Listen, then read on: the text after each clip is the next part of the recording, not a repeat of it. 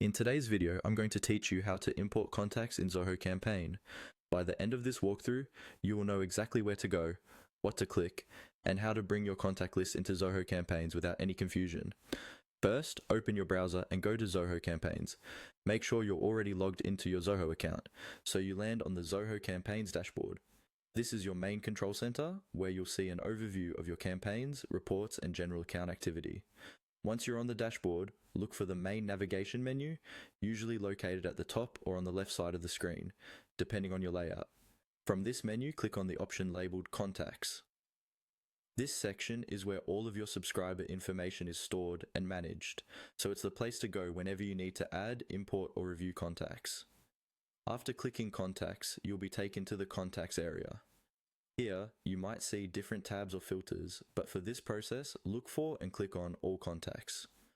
This view shows every contact that exists in your Zoho Campaigns account, regardless of which list they belong to. It's a good place to confirm later that your import was successful. Now that you're in the All Contacts view, find the Add New button. This is typically positioned near the top right of the page. Click on Add New. Zoho will then give you different options for how you want to add contacts.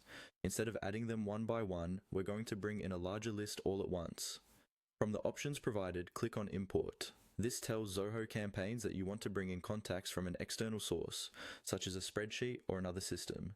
Before you proceed, it's a good idea to make sure your file is clean and ready to go.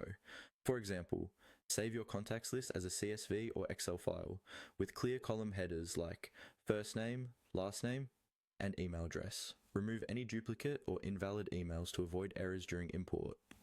Once you click Import, simply follow the on-screen prompts. Zoho will guide you step by step. You'll select your file, choose the list you want to import into, and map the columns in your file to the fields in Zoho Campaigns.